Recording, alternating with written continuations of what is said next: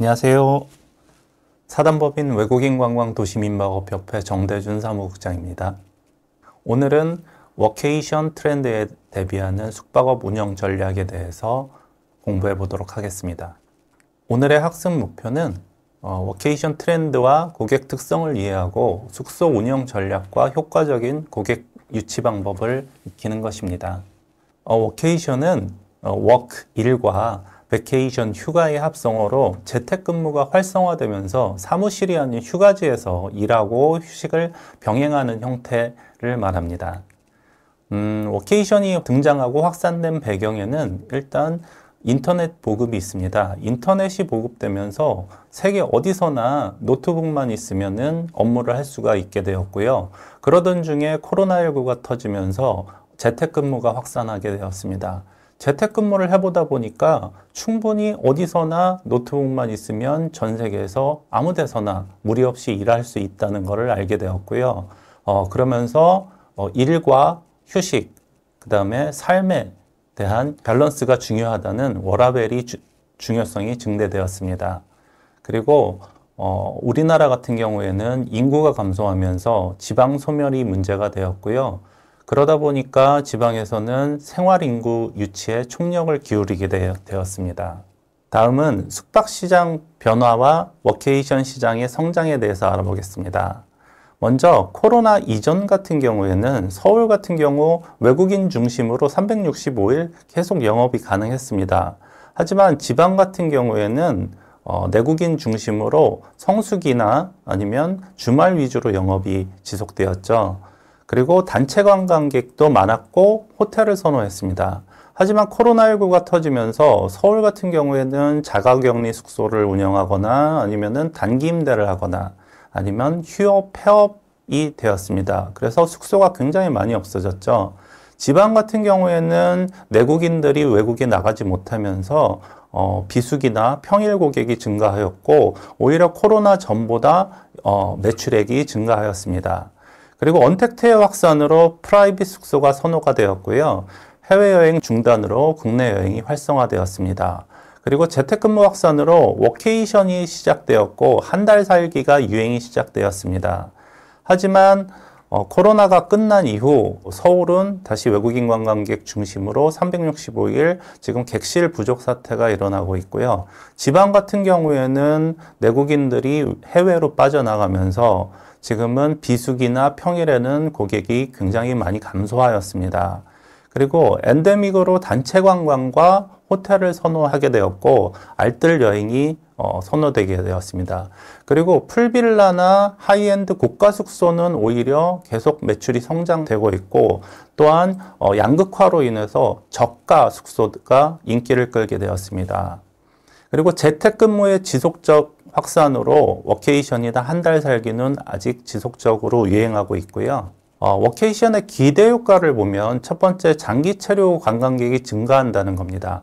장기 체류 관광객이 증가하면 숙소의 공실률이 줄어들고 매출액이 증가하는 효과가 있어서 안정적으로 숙소 운영이 가능합니다. 두 번째는 생활인구 증가인데요. 워케이션 활성화로 인해서 지역의 생활인구가 증가해서 지역 소멸 문제에 대응이 가능하게 되었습니다. 세 번째로 지역 경제 활성화입니다. 생활 인구가 증가하다 보니까 지역에서 소비가 활성화되고 주거시설이나 업무시설이 필요해지면서 워케이션 특성상 빈집이나 빈 건물에 대한 활용이 가능해졌습니다. 우리가 워케이션 소비 효과를 한번 따져보면 부산의 예를 들면 부산 시민 1인당 기초 소비액이 약 50만 원 정도로 측정되었습니다. 그리고 국내 당일 숙박하지 않는 당일 여행객 같은 경우엔 일평균 약 7만 6천 원 정도의 소비를 일으켰습니다. 그리고 숙박 여행객 같은 경우에는 21만 원 정도 소비를 했는데요. 워케이션 참여자가 한 2주 정도 참여했을 때 평균 소비액은 약 140만 원 정도 측정되었습니다. 일반 부산 시민의 소비액보다 약 3배 정도 더 많은 소비를 하고 갔다는 효과가 있었습니다. 그리고 글로벌 워케이션 시장 현황을 보면 다국적 기업들이 재택근무를 표준화하고 있습니다. 장소에 구애받지 않고 근무가 가능해지면서 디지털 노마드로 인해서 전 세계 18억 명의 재택근무가 도입이 되었고 2023년 기준입니다. 세계 주요 지역 워케이션 지역을 한번 찾아보면 1, 2, 3위, 4위 이렇게 순서를 보시면 공통점이 있습니다. 다 해변에 있다는 점입니다. 그래서 워케이션은 경치가 좋고 휴양할 수 있는 해변이 유리하다고 보면 될 것 같고요. 2021년 미국 평균 워케이션 기간을 보면 1, 2주 혹은 3, 4주가 가장 많은 퍼센테이지를 차지하고 있고 1주 미만은 가장 적은 퍼센테이지를 차지하고 있습니다. 국내 워케이션 시장을 보면 각 지자체마다 워케이션 프로그램을 운영하고 있는데요.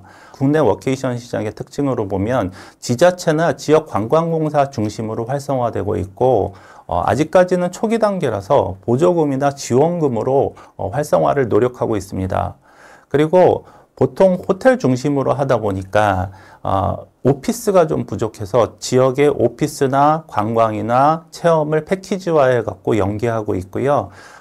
지역 호텔과 연계하다 보니까 아무래도 주말이나 성수기에는 좀 이용이 불가능하다는 단점이 있습니다.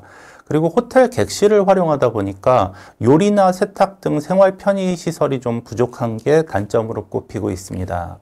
그래서 국내 워케이션 시장에서 지자체나 관광공사, 관내 주도로 하는 워케이션 시장이 아니라 민간 시장의 워케이션 시장을 살펴보면 한 달 살기라는 용어로 많이 활성화되고 있으며 리브애니어나 33M2, 미스터 맨션 같은 플랫폼을 활용해서 확산되고 있습니다. 국내 워케이션 시장의 한 달 살기 플랫폼들을 보면 하루 요금, 14일 요금, 한 달 요금 이런 식으로 책정이 되어 있습니다.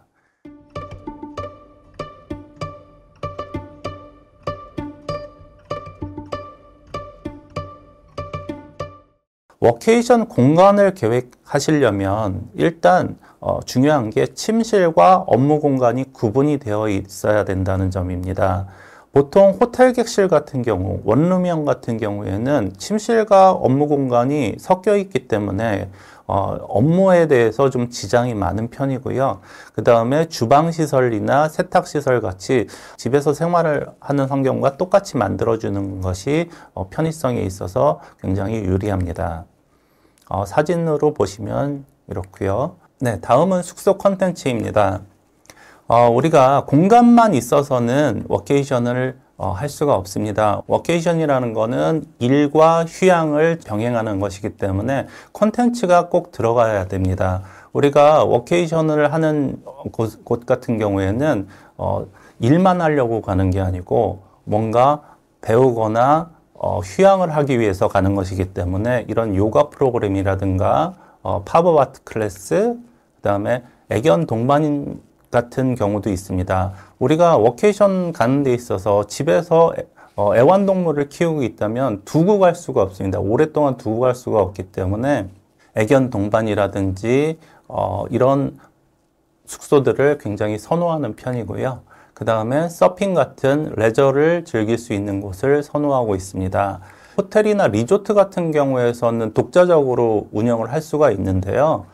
우리 중소업체들은 이런 것을 독자적으로 운영할 수가 없습니다. 그래서 로컬적으로 같이 패키지를 만들어서 연대해서 맛집이라든지 관광이라든지 교통, 피트니스, 여가 생활을 할 수 있게끔 뭔가 상품을 만드는 것이 중요합니다. 그리고 많은 분들이 가장 어렵게 생각하는 것이 지금 이게 워케이션이란 게 숙박이냐 임대냐 이 기준이 굉장히 애매모호합니다. 이것을 임대로 갈 수도 있고 숙박으로 갈 수도 있는데요. 임대로 간다면 단기 임대고 숙박으로 간다면 장기 숙박이 되겠습니다. 많은 경우에 숙박업체 같은 경우에는 숙박으로 가는 거고 숙박 허가를 받지 못하신 분들이 많이 임대 쪽으로 가십니다. 그래서 임대랑 숙박의 기준이 모호한데요. 이 표처럼 시설이 숙박업과 유사한지, 그 다음에 업주가 예약 사이트에서 예약을 받을 때 이 사이트가 임대하는 사이트인지 숙박을 받는 사이트인지 이것도 굉장히 중요하고요. 여러분이 그 플랫폼에 올렸을 때 이것은 임대다 숙박이다 밝히는 것도 중요합니다. 그리고 워케이션 오시는 분들한테 침구라든가 어메니티 같은 것을 제공을 하면은 숙박으로 인정될 수가 있습니다. 그렇기 때문에 만약에 임대 쪽으로 가시는 분들은 이런 어메니티나 용품들을 제공을 하면 안 될 것 같습니다. 그리고 사용료에 전기요금이나 가스요금 등 이런 요금들을 통합이 되어 있으면 숙박으로 치고요. 그것을 따로 받으시게 되면은 임대 쪽으로 보게 되겠습니다. 다음은 이용 기간입니다. 보편적으로 한 달씩, 한 달 단위로 계약하는 경우에는 임대로 보고 있고요. 한 달 미만인 경우에는 숙박업이라고 볼 수 있는 여지가 큽니다.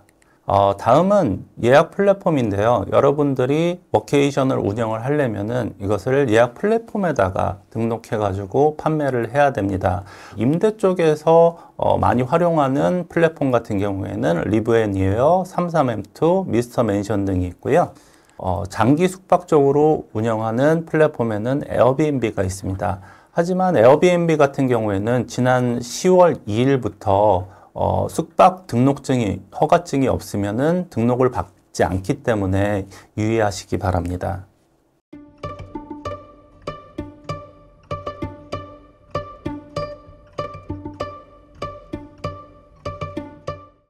다음은 예약 플랫폼에 등록할 때 숙소에 대한 안내 문구를 잘 쓰셔야 되는데요. 숙박과 워케이션은 다르기 때문에 조금 여러분이 주의하셔야 될 점이 있습니다. 여기 사례를 소개한 것처럼 우리 숙소에 대한 설명을 쓰시고요. 이용 안내에서 주차 공간이 있는지, 인터넷은 어떻게 사용 가능한지, 그 다음에 반려동물에 대해서는 어떤 정책을 취하고 있는지, 그리고 소모품 관련해서, 어메니티 관련해서는 어떻게 운영되고 있는지, 그리고 주변 환경, 이런 것들을 설명해 주시면 좋을 것 같고요. 그 다음에 보증금이나 취소 규정, 그리고 공과금 규정을 설명해 주시면 좋을 것 같습니다. 그래서 보증금 같은 경우에 보통은 2달 요금, 2달 월세 정도를 받고 있고요.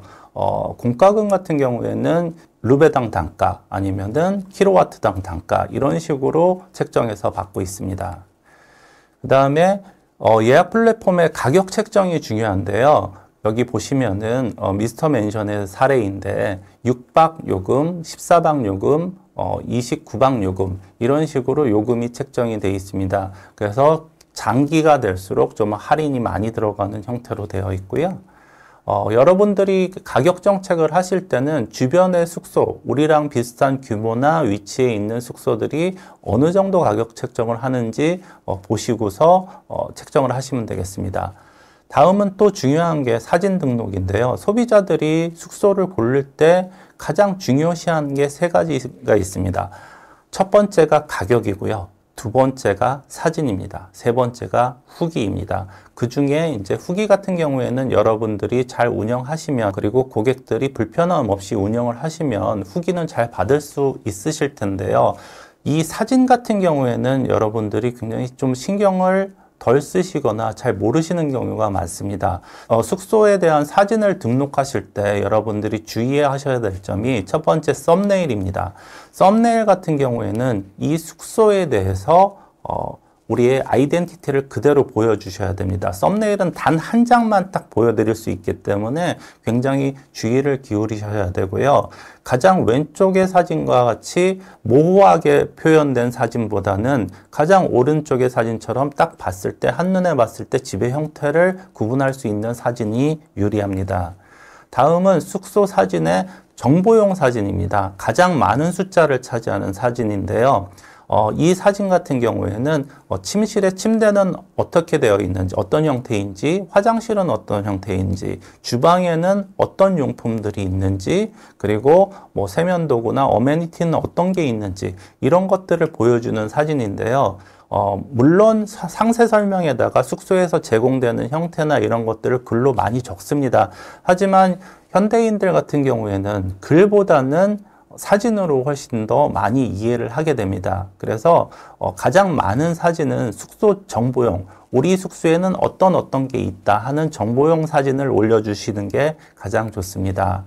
그 다음에는 우리 주변 환경이나 우리 숙소에 오셨을 때 활용할 수 있는 컨텐츠에 대해서 사진을 올려주시는 게 좋겠습니다. 우리 주변에는 무슨 바닷가가 있다든지, 무슨 관광지가 있다든지, 아니면 어떤 레저를 할 수 있다든지, 아니면 어떤 컨텐츠를 활용할 수 있다든지, 이런 것들을 보여주면서, 이 숙소에 예약을 했을 때, 여기서 워케이션을 했을 때 내가 할 수 있는 일들을 보여주시는 게 좋습니다. 마지막으로는 감성사진인데요. 이거는 확실하게 내가 이 숙소에서 어떤 것들, 시설들이 있고 여기서 할 수 있는 게 뭐였다 봤을 때 고객들이 이 정도면 충분하네. 내가 가서 충분히 편하게 생활할 수 있겠네. 이 정도 생각했다면 이 감성사진은 그래 여기에 확신을 갖게 해주는 사진인데요. 이 사진은 많으면은 별로 좋지 않고요. 한 2장 정도 내가 여기 와서 이렇게 할 수 있겠다는 상상을 할 수 있는 그런 사진, 그리고 내가 이 숙소에서 이런 사진을 찍어서 인스타에 올릴 수 있겠다는 그런 감성 사진을 1-2장 올려주시면 가장 좋을 것 같습니다. 그리고 SNS에서 광고하는 방법인데요. 블로그나 인스타그램이나 유튜브나 틱톡 등을 활용하시면 되겠습니다.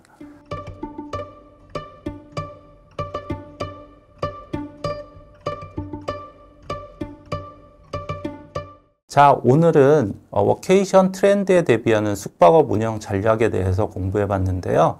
다른 문의사항이 있으시면 사단법인 외국인 관광 도시민박업협회에서 운영하는 공유숙박 창업지원센터로 문의하시면 되겠습니다. 네, 오늘 수업 들어주셔서 감사합니다. 사단법인 외국인 관광 도시민박업협회 정대준 사무국장이었습니다. 감사합니다.